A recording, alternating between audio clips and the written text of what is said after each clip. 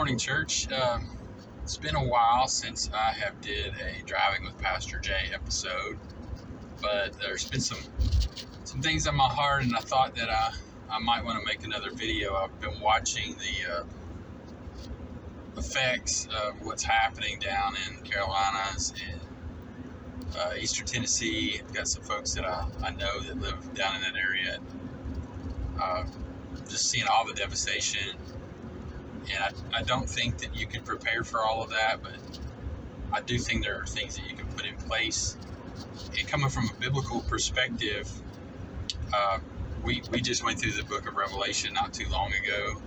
And one of the things that the scriptures teach us is that as we get closer to the day, which I think is coming upon us, I think we're in that generation, you will see natural disasters come with more frequency and more intensity.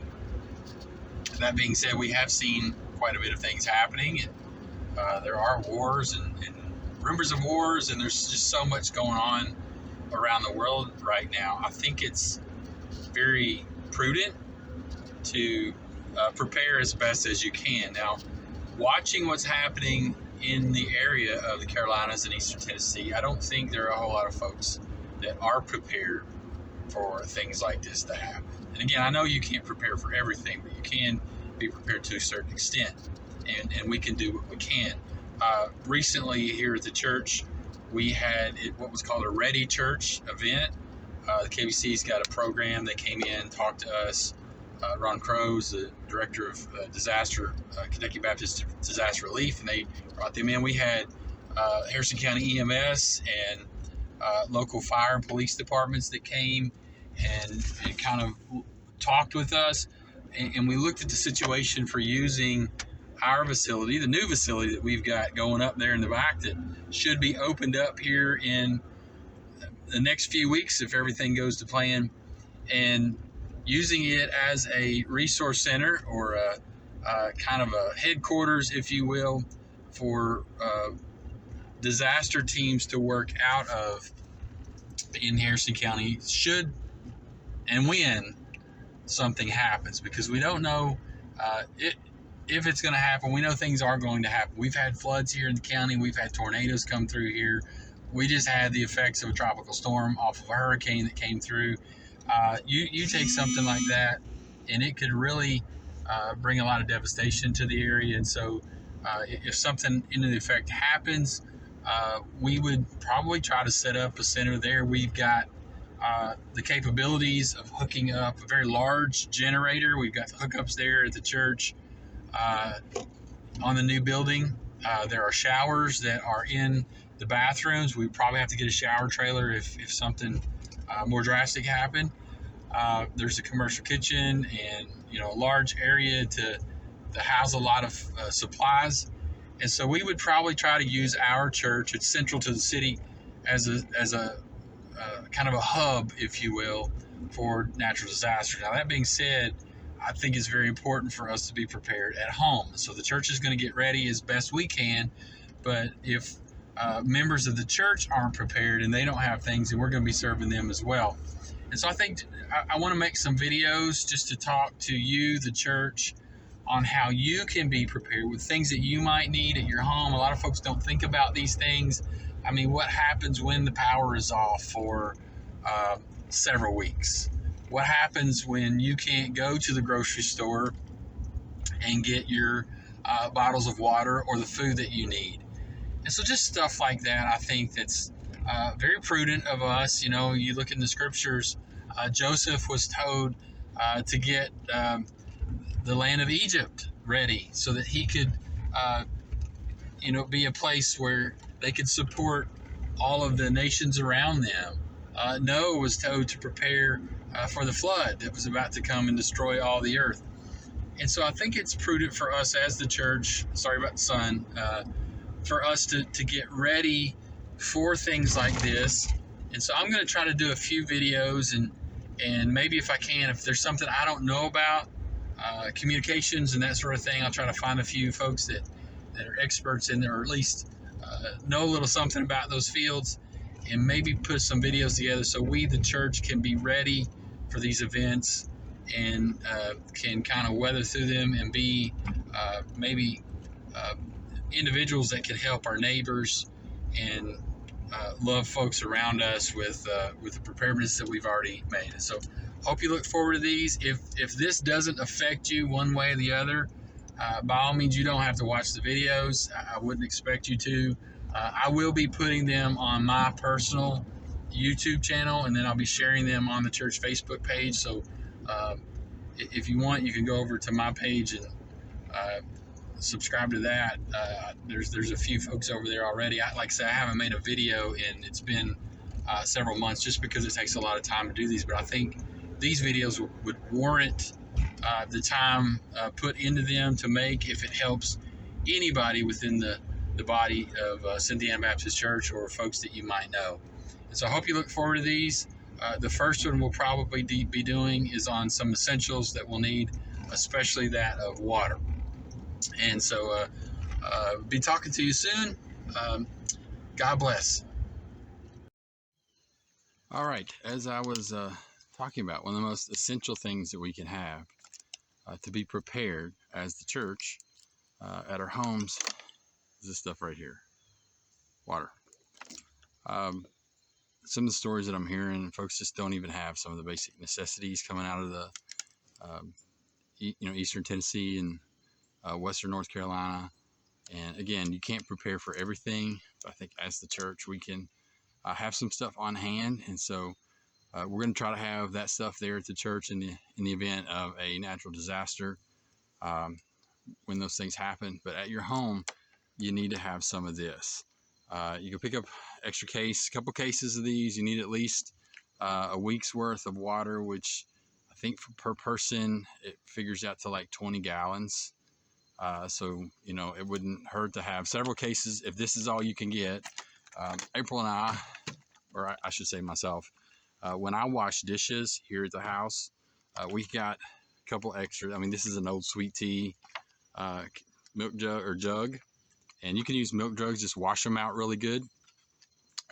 When I wash dishes, we want the water to be hot, and so the cold water I run through the faucet, and I just fill these up, until the hot water comes out. Then I set it aside, and then next time it just goes on up, and I grab the next one. And we've got several of these. We also have some of the 5-gallon containers that you get because we've got a water dispenser in the house that we use, and so I'll fill those up from time to time and let them set. And as they set, some of the chlorine and stuff dissipates. Now, I know folks don't like tap water, but in the event of emergency, if this is all you have is water from the tap, I mean, you think about this. Those towers, the pumps run off electricity. Once they run out, gravity feed through the whole system. If we're down for any period of time, you're not going to have water. The city can't pump water. And so it's a good idea to have some of these on hand for yourself and your family. In the event of emergency, you could also have some filtration devices. We've got a pitcher inside that's got a filter in it if we need to filter water. We catch rainwater. Let me show you one of the systems we have set up here at the house that I use for the garden and the livestock. All right, this isn't pretty. It's a little bit of a mess back here. This is a 275-gallon IBC tote that I've got. It's hooked up to the gutter system on the back of the house. And then you'll notice I've got some PVC fittings that run down to a hose. This hose runs out to the garden. I can use it to water the garden if I need to. I use it to water the livestock that we've got here at the house. And if need be, I could use this water to get water out of it. It would need to be boiled. It would need to be filtered because it does have some debris, and it does get a little bit of sun in the top where the inlet is, and so there's some algae probably growing in there. But this is water that we could use in the event of an emergency. I've got a couple of these around the house that set off the gutter system, and so it's just another thing that you can use to gather. You could also pick up a 50-gallon barrel. Well, these are some barrels we've got set up on my rabbit barn. The system isn't operable right now because with the winds we had, it kind of took out some of the guttering and stuff, and I've got to revamp it.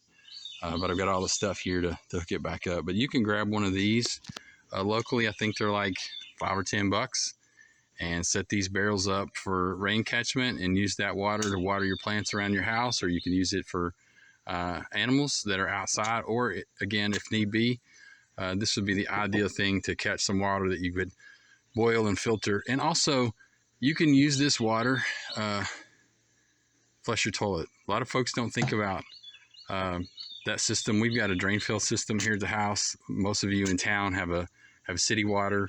And so what happens when the water shut off? Well, all you've got to do is pour. So unless you have a pump system that uses a pump to raise the water up, you can take any wastewater or rainwater when you need to flush the toilet, if the systems are down, and you can fill up this basin with water, and then it'll flush for you. Otherwise, if the power is out and the tanks, the main towers are empty, you're not going to get water coming into your house. And so you can use rainwater, wastewater that you've got after washing dishes, put a bucket under the sink, catch all of that, and pour it in this, and this as long as it's gravity fed, your commodes will flush, and you can still use that. We've been listening to folks that are down in that area, and they haven't been able to flush their toilets because they don't have water coming in because of the power, and a lot of the water lines have been just washed out with the floods. Obviously, I don't think we would have that problem here, but still, it doesn't hurt. And so they've been just going outside. Folks have been thinking about building outhouses, and I don't know if we're to that extreme, but that's one thing you can do. As long as you can fill up this basin here with any kind of wastewater, rainwater, water from the creek or the pond, you can flush. And so water is one of those essential things that we need. And so I think as the church, it's good for us to have some water on hand. And so have 20, 30 gallons per person on hand that will last you for a while. If you got some way you can catch some rainwater outside, so you can flush your commode, or maybe water your dogs or your cats or some of the other animals that you have around your house, that would be good as well. I think it's just important for us as the church to prepare. We know that at some point in time, these events are going to happen. We see flash floods. We see tornadoes come through this area. We see massive thunderstorms that come down and knock out the power. We've had some major floods that came through Cynthiana from time to time, Harrison County from time to time. And then with the recent event that just happened, I believe that these events are going to happen more frequently and with more intensity, according to what the scriptures say. And so I think it's prudent for us as the church to be prepared and be able to be the hands and feet of Jesus, and not only help ourselves, but help our neighbors around us. Because if you're dealing with a problem at your own home, it's hard for you to help anybody else. And so we want to be prepared as the body of Christ to not only help our friends and our family, but the community at large. And so just going to put some of these videos together. Hope this helps today. If it doesn't, you can just not even watch these and run on past. But I'm going to try to come up with some videos on food and communication and basic necessities that I think we'll need as we go ahead, and if the event that we do face a natural disaster. So God bless. Hope these videos will help you, and we'll see you on the next one.